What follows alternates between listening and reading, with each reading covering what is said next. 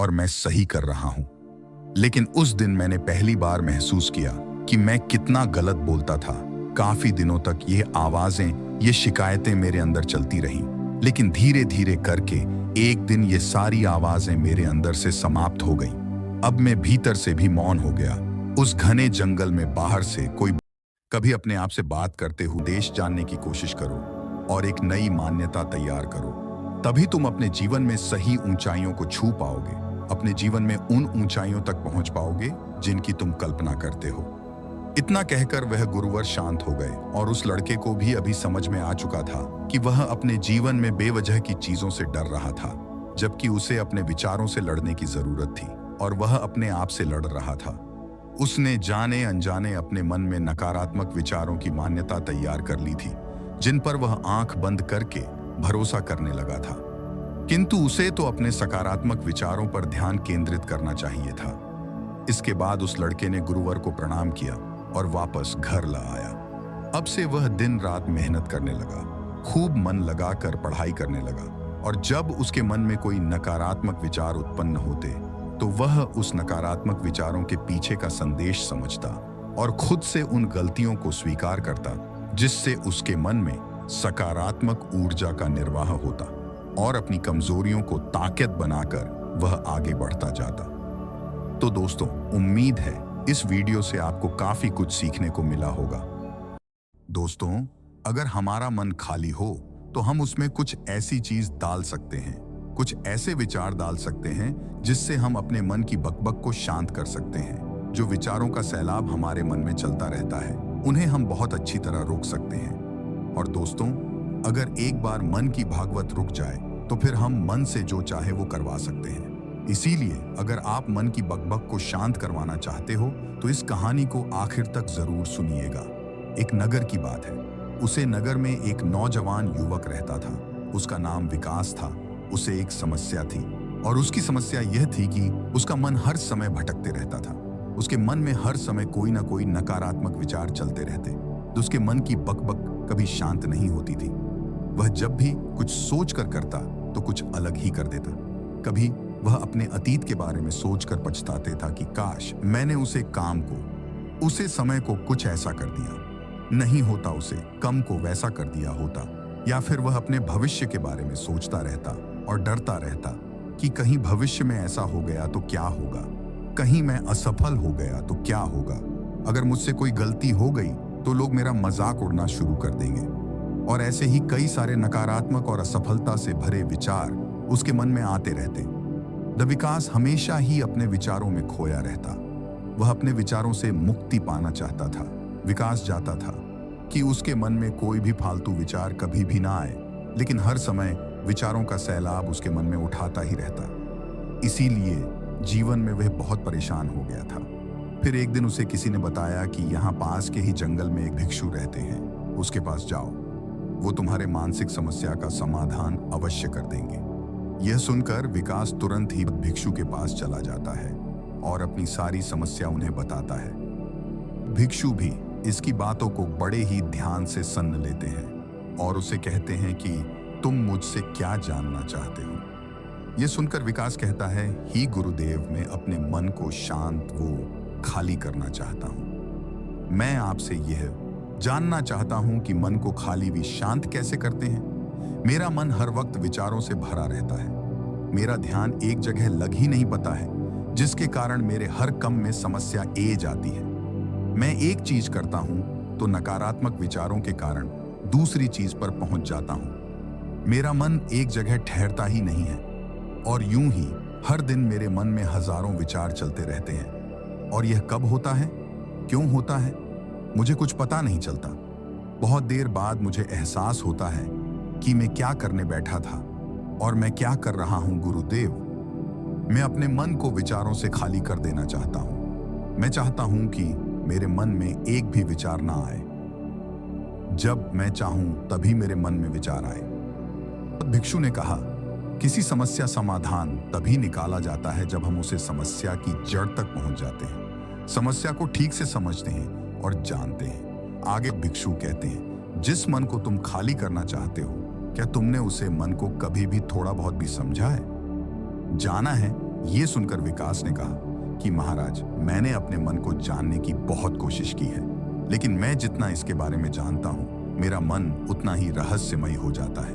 भिक्षु ने उसी वक्त को एक घड़ा देते हुए कहा कि जाओ, इस घड़े में छोटे छोटे पत्थर भरकर लेकर आओ। फिर वो युवक वहां से गया और छोटे छोटे पत्थर भरकर लेकर आया और उसे घड़े को बौद्ध भिक्षु के पास रख दिया।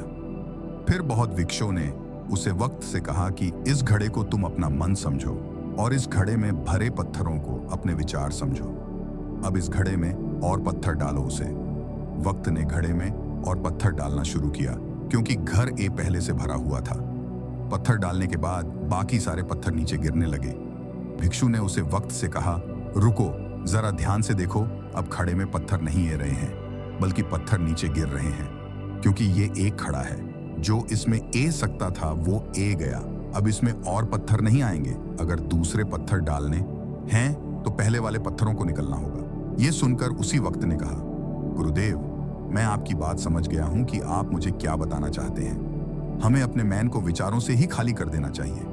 विकास की यह बात सुनकर बहुत भिक्षु मुस्कुराने लगे और कहा, पहले मेरी पूरी बात तो सुन लो, उसके बाद मन को खाली कर लेना। भिक्षु ने उसी वक्त को कहा कि हमारा मैन एक घड़े के बिल्कुल उल्टा है, क्योंकि घड़े को तुम पत्थरों से भर सकते हो, लेकिन मन को विचारों से नहीं भर पाओगे, क्योंकि मन तो हमेशा खाली रहता है। यह सुनकर उसी वक्त ने कहा, गुरुदेव, मुझे आपकी बातें कुछ समझ नहीं ए रही है। मैन अगर खाली रहता है तो फिर हम उसे खाली करना क्यों चाहते हैं? फिर मन को खाली करने की क्या ही आवश्यकता है? फिर बौद्ध भिक्षु हैं, उससे कहा कि इस घड़े से एक एक करके पत्थरों को बाहर निकालो। विकास नया वैसा ही किया। वो घड़े में से एक एक करके पूरे पत्थरों को बाहर निकलता रहा और ऐसा करते करते अंततः घड़ा खाली हो गया। भिक्षु ने उसी वक्त से कहा, देखा तुमने, जब एक एक करके तुमने पत्थरों को बाहर निकाला तो ये घड़ा खाली हो गया।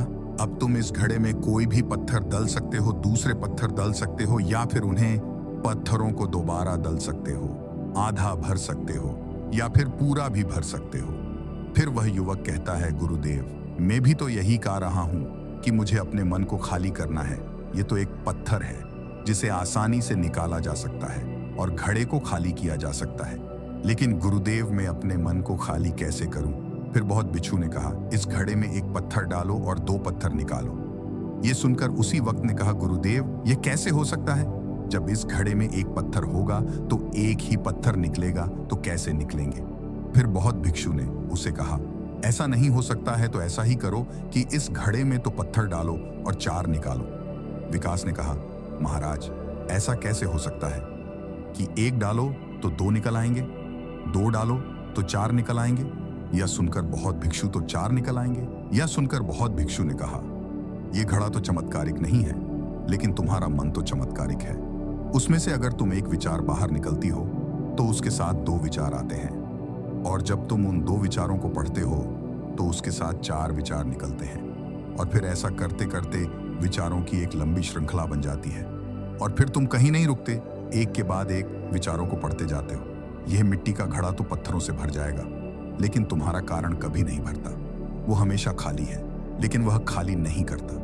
यह इस मन की माया है कि सब कुछ है लेकिन फिर भी कुछ नहीं। फिर उसी वक्त ने कहा, गुरुदेव, मैं आपकी बात समझ रहा हूं, लेकिन क्या मैं हमेशा अपने विचारों के जाल में ही फंसा रहूंगा? क्या मन के इस माया जाल से निकलने का कोई रास्ता नहीं है? फिर बहुत भिक्षु ने कहा, इस मिट्टी के घड़े में आधे पत्थर भर दो। फिर उसी वक्त ने ऐसा ही किया। फिर बहुत भिक्षु ने कहा, अब इन पत्थरों में से कोई एक पत्थर चुनाओ और उसे पत्थर की एक छोटी सी मूर्ति बनाकर मुझे दे दो। मैं जानता हूं कि तुम एक अच्छे कलाकार हो। विकास ने एक पत्थर निकाला और उसे पत्थर को बहुत भिक्षु के सामने ही तरसने लगा। पत्थर को तरसेट वक्त उसे लगा कि यह पत्थर अच्छा नहीं है। फिर उसने दूसरा पत्थर घड़े से निकाला, लेकिन उसे वह पत्थर भी पसंद नहीं आया। फिर उसने तीसरा पत्थर निकाला, लेकिन वह तीसरा पत्थर भी उसे पसंद नहीं आया। उसका लिंग अच्छा नहीं था। ऐसा करते करते उसी वक्त ने सारे ही पत्थरों को बाहर निकल दिया। उसी वक्त को ऐसा करते हुए भिक्षु बड़े ही ध्यान से देख रहे थे। भिक्षु ने उससे कहा कि जो तुमने सबसे पहले पत्थर निकाला था, उसे पत्थर को यह समझकर तारा शो की। इसके बाद तुम्हारे पास कोई और पत्थर नहीं है और ये एक ही पत्थर तुम्हारे पास है। फिर उसी वक्त ने, जैसा गुरुदेव ने कहा, उसी एक पत्थर को लेकर तरसना शुरू किया और उसने उसे पत्थर से एक बहुत ही सुंदर मूर्ति बनाई और बहुत भिक्षु को भेंट की और बहुत भिक्षु से कहा, गुरुदेव, इस पत्थर से इतनी सुंदर मूर्ति बन सकती थी, मैं ये सोच भी नहीं सकता था।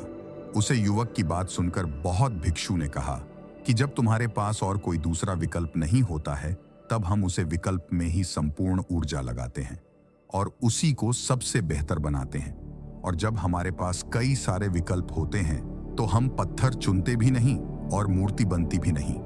हमारा मैन भी एक विचार के पीछे हजारों विकल्प खोल के रख देता है और एक मुख्य विचार को छोड़कर उन हजारों फालतू के विचारों में उलझकर हम रह जाते हैं। फिर उसी वक्त ने कहा, गुरुदेव, मैं आपकी बातों को बहुत अच्छे से समझ गया हूं, लेकिन अब मुझे क्या करना चाहिए? कृपया आप मेरा मार्गदर्शन करें। बहुत भिक्षु ने उसी वक्त से कहा कि मैन को खाली करना, साफ करना 1 2 3 का कम नहीं है, ये बहुत लंबी प्रक्रिया है। तो क्या तुम इसके लिए तैयार हो? वो युवक कहता है, जी गुरुदेव, तैयार हूं, चाहे कितनी भी लंबी प्रक्रिया क्यों ना हो। फिर बहुत भिक्षु ने उसी वक्त से कहा कि मैन को खाली चारों से दूर रखने के 6 तरीके हैं। आओ उन्हें एक एक करके समझते हैं। पहला तरीका है कि ऐसे लोगों का साथ छोड़ दो जो तुम्हें कमजोर, पिछड़ा हुआ, लक्ष्यहीन महसूस कराए। अक्सर हमारे आसपास ऐसे लोग होते ही हैं जो हमसे पद और धन में ऊपर होते हैं और इसी पद और धन के घमंड में वह अपने नीचे से लोगों को कुछ भी नहीं समझते। इसीलिए ऐसे लोगों के पास रहना ही नहीं चाहिए और ऐसे लोग अपने से छोटे लोगों को हमेशा यही महसूस करते हैं कि आप कितने छोटे हैं और इसीलिए वह छोटे लोग अपने जीवन में कुछ बड़ा हासिल कर ही नहीं सकते। इसके अलावा कई बार हमारे मित्र और घर परिवार के सदस्य भी ऐसे होते हैं जो अक्सर हमें छोटा महसूस करते हैं, हमें नीचा दिखाने की कोशिश करते हैं, लोगों के सामने हमारा मजाक बनाते हैं। तो ऐसे लोगों से जितना दूर हो सके उतना दूर रहो। ये लोग ऐसे होते हैं कि तुम्हारी नजरों से तुम्हारी गरिमा को दूर करके तुम्हें लक्ष्यहीन बनाते हैं और फिर तुम्हें खुद की काबिलियत पर शक होना शुरू हो जाता है। तुम्हारे अंदर खुद के प्रति नकारात्मक भावनाएं ए जाती हैं और यह नकारात्मक विचार तुम्हें मानसिक तनाव और चिंता की ओर ले जाते हैं। फिर बहुत भिक्षु दूसरा तरीका बताते हुए कहते हैं कि तुम बहुत ही कम और चुनिंदा लोगों को ही अपना मित्र बनाओ। ऐसे लोगों को ही अपना मित्र बनाओ जिससे तुम कुछ सीख सकते हो, जिनकी तुम इज्जत कर सकते हो, जो तुम्हारी भावनाओं को समझ सके, जिनकी सोच तुमसे मेल खाती हो, जो जीवन में तुम्हें आगे बढ़ाने में सहायता करें। हमारे जीवन और चरित्र में हमारे माँ बाप के बाद हमारे मित्रों का ही सबसे ज्यादा योगदान होता है। इसीलिए मित्रों का सही होना भी बहुत आवश्यक है। ऐसा कहा भी जाता है, तुम उन 5 लोगों का प्रतिबिंब हो जिनके साथ तुम सबसे ज्यादा वक्त बिताते हो। अगर तुम्हारे आसपास के 5 लोग जिनके साथ तुम सबसे ज्यादा वक्त बिताते हो वे ईमानदार हैं, तो तुम भी धीरे धीरे ईमानदार होना शुरू कर दोगे। और अगर वो 5 लोग अमीर हैं तो तुम भी धीरे धीरे अमीर बनना शुरू कर दोगे। कहने का अर्थात यही है कि तुम वैसा ही बन जाते हो जिस तरह के लोगों के साथ तुम अपना समय व्यतीत करते हो। किसी महान दार्शनिक ने कहा था, है कि तुम मुझे किसी भी इंसान के मित्रों से मिलवा दो, मैं उसके मित्रों को देखकर उसे इंसान का भविष्य बता दूंगा। हमारी सबसे बड़ी समस्या ये है कि हम लोगों को ना नहीं बोल पाते हैं। जिन लोगों के साथ हम रहना पसंद भी नहीं करते हैं, न चाहते हुए भी हमें उन नकारात्मक लोगों के साथ वक्त बिताना पड़ता है। इसीलिए सबसे पहले हमें अपनी जिंदगी में उन लोगों को ना कहना आना पड़ेगा जिनके साथ रहकर हमें लगता है कि ये हमारी जिंदगी खराब कर रहे हैं। अगर ये हमारे जिंदगी में ना हो तो शायद हम ज्यादा खुश रहेंगे। बहुत भिक्षु आगे कहते हैं, तीसरा तरीका है कि तुम कभी भी अपना अतीत नहीं बदल सकते, लेकिन तुम अपना भविष्य अवश्य बदल सकते हो। इसीलिए तुम्हें पूरी तरह से वर्तमान में रहते हुए उन चीजों पर, उन कामों पर ध्यान दो जो तुम्हारे नियंत्रण में है, जिन्हें तुम आज कर सकते हो, अभी कर सकते हो। बहुत भिक्षु कहते हैं, मेरी एक बात हमेशा याद रखना, केवल वर्तमान में रहकर भविष्य को द्वारा जा सकता है, अतीत में रहकर नहीं। इसीलिए वर्तमान में जीने की आदत डालो। चौथा तरीका है कि तुम स्वस्थ और पौष्टिक खाना खाओ।